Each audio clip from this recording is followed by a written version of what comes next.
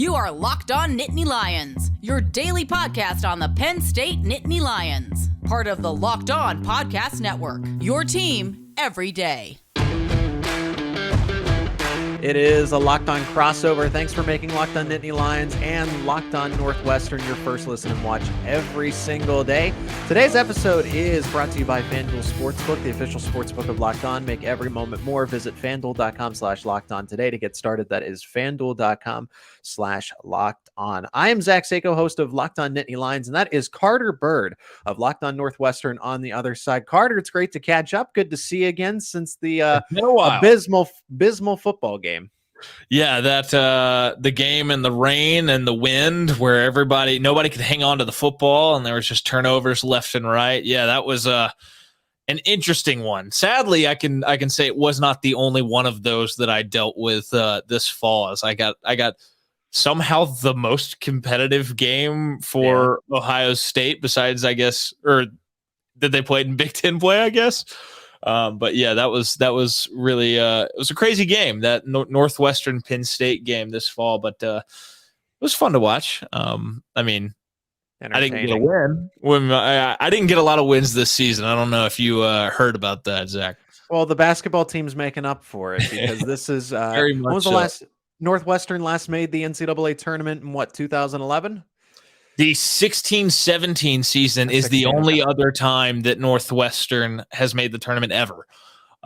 So this looks like year number 2 because they've pretty much locked it up at this point at 20-9 and 11-7 in Big Ten play. And I mean, when you reel off 7 quad 1 wins, they did have an 8th that apparently has dropped to quad 2 over the past week or so.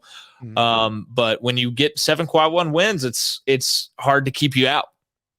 Yeah, it'll do it, especially in the Big Ten. Right now they're 11-7 in conference. I mean, Penn State hasn't been to the NCAA tournament since 2011, and if they beat Northwestern, if they beat Maryland, I think they need to win. I'd say 3 in the Big Ten tournament. If they get 2, that just still leaves it up to chance. But if they get 3 basically win 5 in a row, and you're in, obviously win the Big Ten tournament. If you win the Big Ten tournament, you're automatically in. But there's no way. There's a snowball chance in hell that Penn State's going to do that. Northwestern, though, I'm really surprised with it. I knew they'd be better. Let me start. Let's start there because Northwestern was a team that was definitely underrated. All the predictions were wrong. Go figure. All the previews got this one wrong. But the Wildcats being at 20 wins now and being a lock, they are, even if they lose out, they're a lock for the NCAA tournament. But this is a team that's centered around Boo Buie and then some others. So what happened to Northwestern that they were able to basically rebrand itself and become a completely different basketball team from one year to the next year?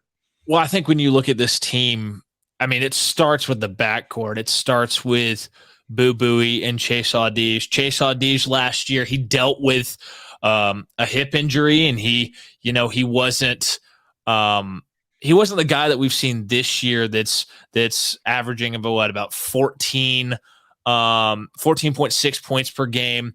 He's also, I mean, he's about as good of a defensive player, like guard, as there is in this conference. Yeah. I know he's a semifinalist for like the Naismith Defensive Player of the Year award. I think that came out today, I want to say. But I mean, he's been really good. He's been good on both ends for the most part. He's had a little bit of a cold stretch, besides the first half of this past game against Maryland. Boo Buie has emerged over the last few weeks and has been just unbelievable. The way that he's able to kind of be the leader of this team, to when things go haywire and everybody starts panicking, he's the like calming hand for this team that can calm everybody down. And he's just money with the floater in the paint game right now. And he hits so many difficult layups, and the 3-point shot started to come around a little bit. He's been a little bit below what he's been for his career. But he went off for 35 2 games ago against Illinois. It's just a shame that nobody else helped him in that one, and he ran out of gas, and eventually Illinois came back and got that win. that's where it starts. Matthew Nicholson at center, he's gotten so much better over the course of the year and has been better than they ever would have dreamed. Brooks Barnheiser's been the same way. They've gotten some production out of guys you weren't expecting.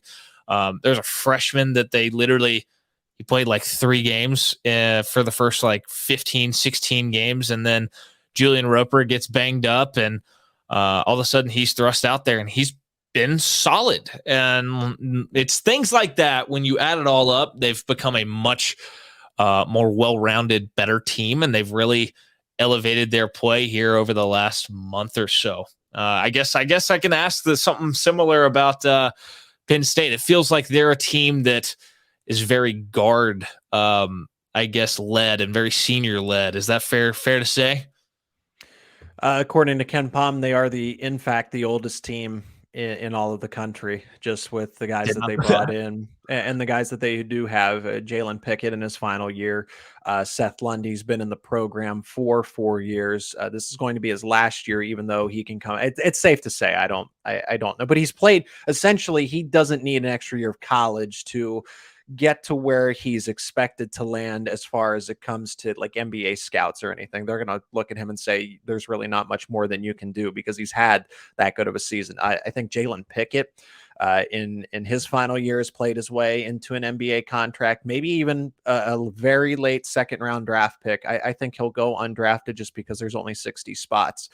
Andrew Funk, who they brought in from Bucknell, is another super senior that's coming in with the additional eligibility. And then you have guys like Miles Dredd, who are also on the roster.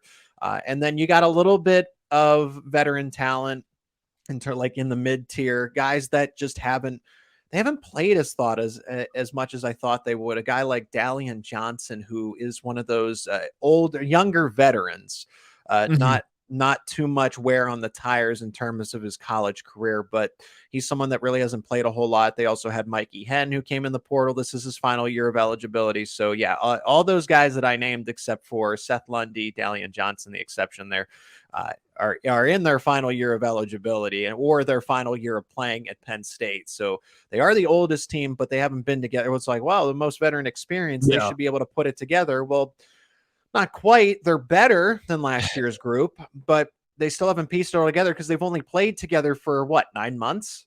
This is a group that's been practicing together since June of last year, and a second-year head coach at Penn State who has done a phenomenal job. Micah Shrewsbury, the fact that he is able to work his system, to tailor his system to whatever group of players he has. He wants to play a meaningful pace game. Penn State is still one of the slowest teams in terms of pace and possessions per game in the country, which I was surprised at. I thought they would get out and run, but they became a shooting heavy offense, whereas every single pass last year mattered and they had to be as slow as molasses. They had to be truly a slow paced team and try to beat you to 55. That was the name of the game. So, but this year they shoot the threes, but they do take their time and they run down the shot clock, but they have speed, so they can run with you. And I think Penn State does want to push the pace ultimately. So a team that's older, a team that I thought would get better down the stretch, and somewhat they put together a 3-game winning streak. And then the Rutgers game, for me, I just think it was nerves. Yeah. I really don't. They were up by 19. They call that timeout. Rutgers calls its timeout. And I think Penn State kind of got in that mode like, whoa, we're up by a bunch. And it kind of was a subconscious shock to them. And then nerves kind of kicked in like, we can't lose this lead. We can't blow this lead. Whereas they should have said, let's step on the gas pedal. Let's step on the gas pedal. So that's where they are to this point. We're going to continue our conversation previewing Penn State versus Northwestern. This game tipping off 9 p.m. at Northwestern for Wednesday, March 1st. Today's crossover episode between Locked On Nittany Lions and Locked On Northwestern is sponsored by FanDuel. The midway point of the NBA season is here. Now's the perfect time to download FanDuel, America's #1 sportsbook, because new customers get a no-sweat first bet up to $1,000. That's bonus bets back if your first bet does not win. Just download the FanDuel Sportsbook app. It's safe, secure, super easy to use. Then you can bet on everything. Pick your favorite NBA bets. It can include the core markets like spread, money line, and total, player props like points, rebounds, assists, and so many other exclusive bets like the 2x3 where 2 3-pointers are scored in the first 3 minutes. Plus, FanDuel even lets you combine your bets for a chance at a bigger payout with the same game parlay. So don't miss your chance to get a no sweat first bet of up to $1,000 in bonus bets when you go to FanDuel.com/lockedon. That is FanDuel.com/lockedon to learn more. Make every moment more with FanDuel, an official sports betting partner of the NBA. And thanks so much for making Locked On Nittany Lions and Locked On Northwestern the crossover today. Your first listen and watch. Make sure you check out Locked On College Basketball. Everything you need to know about college basketball in one place. Plus, you get to hear from big name experts, insiders, players, and coaches. That is Locked On College Basketball, available on YouTube and wherever you get your podcasts. He's Carter Byrd. I'm Zach Seyko. Of course, if you haven't already, subscribe to both the channels, Locked On Northwestern, Locked On Nittany Lions. Help us boost the subscriber count and appreciate the support if you've done so already. We're talking men's basketball, Penn State Northwestern, a crucial game for Penn State because it's do or die. The mulligan here, we've kind of come to the terms here for the Nittany Lions that they need to go 4-1 down the stretch of the last 5. Well, that one loss was Rutgers. I thought it was going to be Northwestern. It's going to be Rutgers. So now this is the case where Penn State must win this game. They must win. It's a must win against Maryland, whereas Northwestern, they're in the tournament. They could lose out. They could lose embarrassingly the remaining games that they have and still get, I know what they still have a lot to play for, Carter. They still have one of the buys, one of the double buys in the Big Ten tournament. You obviously want to have a better seed in the NCAA tournament. But Northwestern, at least for the past 2, they've cooled off significantly. They had that 19-point lead or an 18-point lead against Illinois. And so talk about blown leads. We're in the same boat here. And then just Maryland, just boat racing Northwestern. Now, Maryland beat everybody in the Big Ten at home. So I don't think the Wildcats feel bad about that one. But do you think that Northwestern's gotten a sense of comfortability down the stretch here? I'm not sure I feel that way just because of the way, the way that they've kind of, they still have this air about them. Like, hey, well, we're picked coming 13th in this conference. Like everybody doubted us. And like, even still, like in that run of games, I'm pretty sure that they were underdogs when they went to Wisconsin, after the Michigan loss. And then I know they were underdogs at Ohio State, underdogs against Purdue, Indiana, and Iowa. They may have been a 1-point favorite against Iowa, but it just doesn't feel like they've gotten the respect and attention that you would expect a team that reels off wins like that. I think they still have that mindset. At Illinois, I mean, they got off to a great start. I mean, Boo Buie literally outscored Illinois in the first half. He had 22 points to Illinois' 19 at halftime. And then we saw it was an off game for everybody not named Boo Buie or Brooks Barnhizer. And then you saw Illinois get really hot in the second half. And nobody stepped up for Northwestern in that one. I still thought they fought well. It was pretty similar to when Northwestern beat Indiana, built a huge first half lead in that game, and Indiana chipped away, got crazy hot in the second half, and Northwestern hung on to a 2-point game, to a 2-point win thanks to a Boo Buie bucket at the very end of the game. Maryland, something that was a talking point coming into that game is this team was now like freed up to they don't have to feel the pressure about making the tournament because they've already done it. And it's freeing them up to not be like crazy stressed. Like every game is like so do or die and so crazy vital. First half, they looked like a team that was playing loose. The movement of the offense was beautiful. A bunch of open shots. They shot 59% from the field, which they may not have done at any point in the first half or in a half of a game all year. The issue was Maryland could not miss. And like in the first half, the shot selection was pretty difficult. And they hit a bunch of them. They started 8 of 11 from 3. And you're like, there's no way they keep this up, right? And they go 6 of 11 from 3 in the second half. And all of a sudden you're just sitting there and you're like, I mean, if they're going to hit 70% from 3, what are you going to do? And that's kind of what second half, Northwestern got a little cold. Maryland stayed hot. And I think Northwestern got frustrated with the just rate that Maryland was hitting 3-pointers and kind of lost their cool, and that's how you saw that one unravel. But this team is so kind of like Penn State. There's so many veterans on this team that I don't think they're just going to I don't think they're going to be like, okay, hey, we're in the tournament. That's good enough for us. Like, great season. I think you're still going to see them fight because by beating Indiana, by beating Purdue, by getting wins like that, I think this team has a belief that they can. I mean, when they play their game, they can beat anybody in the country. It's just about getting consistency from whether it be Boo Buie or Chase Audige, which Boo Buie for the most part has been pretty consistent. Chase Audige has gone through it a little bit in the last few weeks, but Ty Berry and Robbie Barron, guys who we've seen.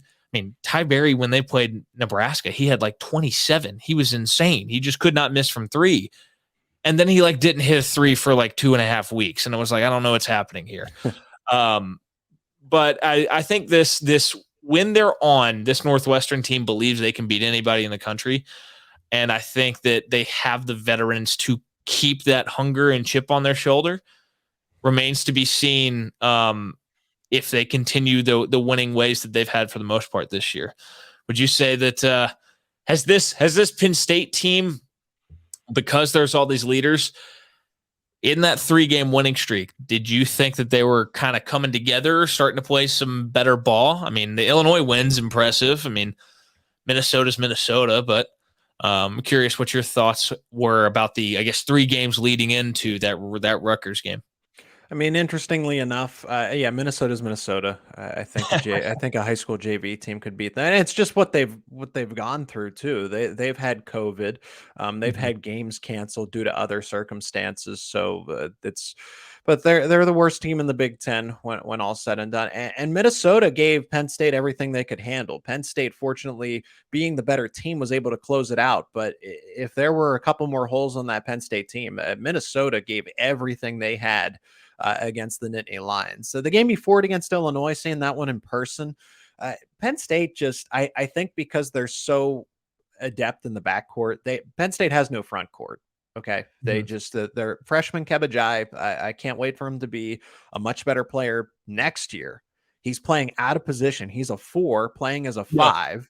And he's against guys like Zach Edey, Hunter Dickinson. Like this just isn't fair to a kid. He's still a kid going up against 6th, 5th, and 6th-year seniors in the Big Ten, who are the biggest in the country. Like the Big Ten is the most physical basketball conference, and it's completely different from the way the rest of the NCAA plays. I swear, it's almost completely different with the SEC. The Big 12, the rest of them just play different basketball when it comes to Power 5 and the higher up mid-major conferences.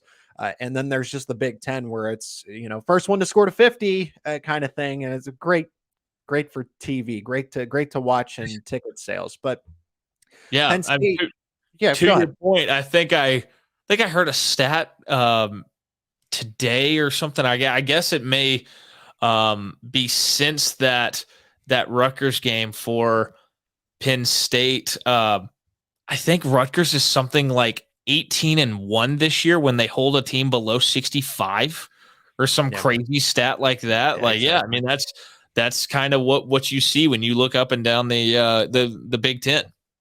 Yeah. And the Rutgers game, Penn State, there's no excuse at home blowing a 20-point lead. If that's Purdue or if that's Indiana, maybe a full strength Indiana, because Penn State did beat Indiana. Maybe that's a little different. But in this case, Rutgers I just think they played a little more mentally tough than them. I think Penn State was trying to anytime there's a team that's looking to be a bull in the china shop and that other team is carrying like a glass plate around, who's going to win in that instance? And I think that's what Rutgers says. Like, let's just go mess stuff up. And Penn State was trying to protect this fragile lead the second that script flipped in the second half. So I'm going to chalk that up to just mental toughness in that game. Shooting Rutgers plays exceptional defense. So Penn State wasn't going to put 80 or 90 points on them, but Rutgers, and Northwestern are both very good defensive teams. So at the end of this matchup worries me. The game against Illinois isn't shocking by any stretch because Penn State just matches up well with the Fighting Illini. They're so good in the backcourt that Illinois is just, because when Penn State went all guards 1 through 5, that's when they scored a boatload of their points, if you can believe that. But for a team like Northwestern, that's like Rutgers, where they're physical. They only allow 61 points per game or so. 62 points per game. And they're just a defensive-minded team first. That does not bode well for Penn State. Teams that like to run, that want to shoot, that want to play transition basketball, Penn State can do that. So it's teams like Northwestern, Rutgers that really go to this. We're going to take every second off the shot clock. We're going to be very conscious with our possessions, and we're going to get the tough contested twos, whether you like it or not. And I just don't think Penn State and if you have a player that's 6'10" or taller, Penn State's screwed in that matchup anyway. So as I want to devote our final segment to keys here, Carter, because I don't think Penn State matches up well in this. The spread for this one is Northwestern -3, -2.5, depending on where you look. Total set at 134. So that would project this game around 67-64.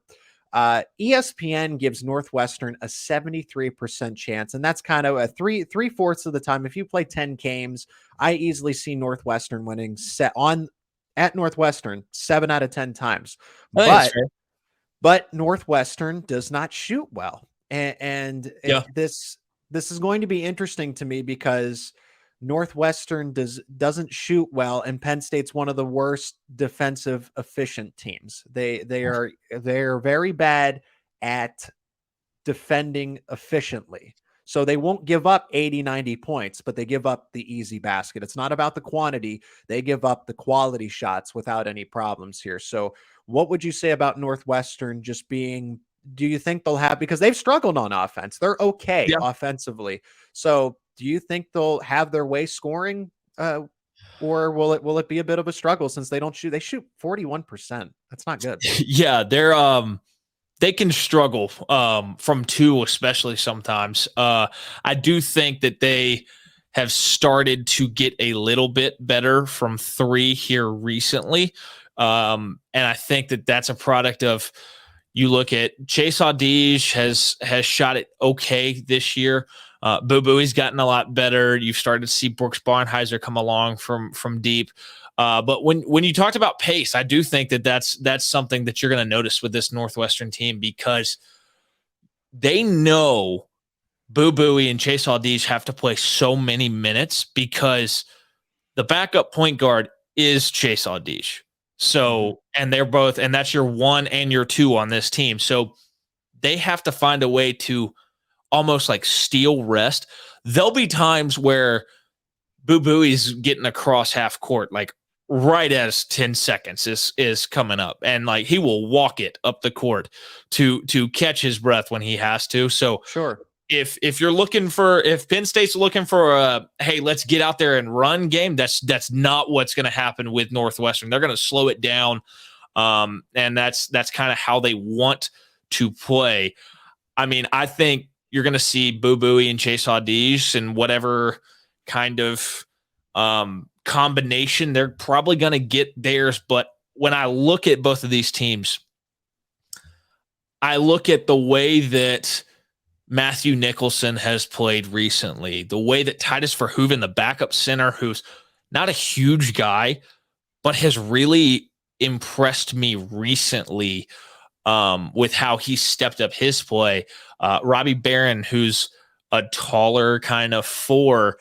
There's some guys for this Northwestern team that I think will have a size advantage against Penn State, and I look to them to have pretty good games. Northwestern could use Robbie Barron really getting going, because he's kind of been, for a while in non-conference play and early conference play, he was your 3rd kind of consistent scorer, and then he's kind of gone quiet.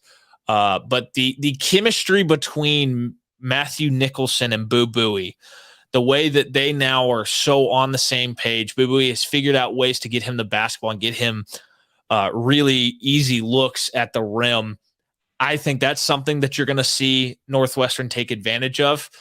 On the defensive end, I would imagine it's going to be difficult down low for Penn State if they try to go inside at all, with the way that Northwestern loves to double everything, and then it's just an absolute scramble, and it's intense watching how all these bodies just take off running around the court trying to cover up for the trap whenever anybody gets down low. When it's not run well, Northwestern can give up 3-point opportunities, which is my concern, considering what we just saw on Sunday. Second half against Illinois. Illinois was 7 of 13 from deep. It could, if the communication's not there for Northwestern, Penn State could get a bunch of opportunities from three. And we know that they're, a top 10 team in the country at 3-point percentage as a team. That could be a way that Penn State stays in the game. But if Northwestern slows the pace down, limits Penn State's 3-point opportunities, I think with the size advantage, and they're going to want to get the ball down low, I would say that Northwestern definitely has the advantage in this matchup in my mind. I'm curious what your thoughts are going into this one. Yeah, it's going to be rebounding that awful shooting performance. It's not going to be rebounding itself. It's going to be capitalizing on the fact that you were so atrocious against Rutgers. The two best shooters nationally in the country, Andrew Funk and Seth Lundy, are the two. They're the best duo, and then they're up there in the top 10 in terms of individual shooting. They went for a combined 1 of 18 from 3-point range. So mental toughness is my key in this one. How do you bounce back from losing? You were up by almost 20 to 19. It was a 20-point deficit, right? Close to it, and at home, and you blew it. So is Penn State going to be able to travel just a few days later against a good Northwestern team? I don't even know if I'd trust them in this case against Minnesota's pushing it, but just lower teams in the conference. They've struggled on the road. If it hasn't been at the Bryce Jordan Center, they've had a tough time, other than Illinois, right? Because they even the neutral site games, it was tough. They barely squeaked by a Furman team, which I think will win its conference, but Penn State should have been significantly better than them in that one. They lost to Virginia Tech in neutral, and then they've lost to teams like Nebraska. They got embarrassed by Michigan. So they just don't do well away from home. They don't match up well against Northwestern. I have a hard time picking them given the circumstances. I bet that Micah Shrewsbury is going to put together the best game plan here, but even with the veteran experience, if they had beat Rutgers, if they had survived that game, I think they win this one against Northwestern. But the reason the spread's so close is because, as you said, Northwestern doesn't defend the 3-point shot as well as you would like them to, which is why they're assuming that Penn State's going to outshoot them. But I think Northwestern's just bigger in the front court. They're defensively sound. They're physical. It seems like Penn State doesn't respond too well to physical teams, particularly Rutgers. Big Ten referees haven't been calling things that are egregious, but that's besides the point. So I think Northwestern's going to get away with a little extra physicality. It's on the tape. They know it's there. And unless Penn State shoots lights out, but that's tough. That's a tough ask to say to college kids. They're still young men, guys that are in college, to say, toughen up. We got a road game against one of the best teams in the Big Ten, and you got to go over there in a must-win game. There are no more mulligans. You got to go on at least a 4-game winning streak. My safe bet is a 5-game winning streak. If you won in the NCAA tournament, there's just too much on the line. I think Northwestern can play a little relaxed here. They don't have to travel. I don't know. I think Northwestern wins this game. I think it can be. I think it'll be single digits. I think Northwestern, based on the spread, I would have said 6. So I'm going to go somewhere in the neighborhood of 70 to 64. I also do wonder with that line. I'm not sure because it's never been that hostile of an environment, the Welsh Ryan Center, and all of a sudden this year it is extremely loud. I don't know if you caught the Northwestern Iowa game when Fran McCaffrey got ejected. The entire arena is chanting, "Where's your daddy?" to Patrick and Connor McCaffrey. It's that kind of thing where they've really gotten after some people. Purdue had one of the newspapers in Indiana wrote a column about just how mean the Northwestern student section is, which is just something you never thought you'd ever read, I guess. And then I guess the other thing that when I look at this Penn State team, and I'm curious, I know that this is a little off topic, but I guess it's not off topic because it's pertains to this game. How noticeable is it that Penn State's dead last in the country in offensive rebounding? Is it noticeable when you watch them like every game? Gosh, they never have a second chance opportunity. I was surprised from the few they had one possession where they got 3 second chance opportunities because the rebounds were just balls off the glass were just tipped out, and somehow Penn State got a hold of them, and then Rutgers returned the favor and did the exact same thing its next possession. So yeah, Penn State basically goes down the floor, will swing a couple passes, shoot a shot, and then that's it. You know that a second chance opportunity is not coming, and then something else they're bad at, defensive efficiency. It's just, again, it's not the quantity, it's the quality, and they have a tough time just defending the easy shots. So Northwestern should have its way, especially in the paint, unfortunately, again. And if they're going to bracket Jalen Pickett had to put up 40 points and then 30 points to beat Illinois and Minnesota consecutively. So I just don't like Penn State's chance. It's really, it can happen. That's why ESPN says Penn State wins a quarter of the time. So 25% of the time they'll win this type of situation, but given the circumstances, I think it's going to be in that favor of Northwestern here. What's your score prediction, Carter? I tend to agree with you. I think this is a game where Northwestern probably, I would say, covers 2.5. I don't know. I have this feeling that it is going to go over a little bit. I think I could see it being like 134 is low. Yeah. I've seen some brutal games. I mean, I had a reaction crossover with Zach Blackerby of Locked On Auburn after Northwestern and Auburn played each other to a 46-43 final in one of the worst basketball games I've seen all year. I kind of feel like a 72-67 final. Okay. I don't think it's going to be like a runaway train for Northwestern because they just really haven't done that. They don't shoot well though. Yeah. They aren't the type of team that's they aren't going to do to you what Maryland did to them in the second half on Sunday, where Maryland stretches out what was a 2-point lead in a really competitive game to 16 points, or like when Pitt came to Northwestern and hit 1,000 threes and won by 29. Like, that's not who Northwestern is. I think it's going to be a single-digit game. I think 72-67 is kind of what I have in my head. All right. A locked-on crossover in the books between the Nittany Lions and the Northwestern Wildcats. That is going to be March 1st, Wednesday night, over at Northwestern, a 9 p.m. tip-off Eastern time. Thanks again for making Locked On Nittany Lions and Locked On Northwestern your first listen and watch every day. Make sure you check out Locked On College Basketball, fitting with the basketball preview we just gave. Everything you need to know about college basketball in one place, plus you get to hear from big-name experts, insiders, players, and coaches. That is Locked On College Basketball, available on YouTube and wherever you get your podcast. Carter, it was great to catch up again. Can't wait to do it. Maybe we work something out over the summer to preview Penn State and Northwestern a little early. And so much more, and then your Wildcats will be in the tournament, and hopefully Penn State can have some magic here. But clearly, what we've talked about, we don't see it that way. But it's always great to chat. Glad we could connect. 100%. I enjoyed it. It was fun to sit here and break this one down.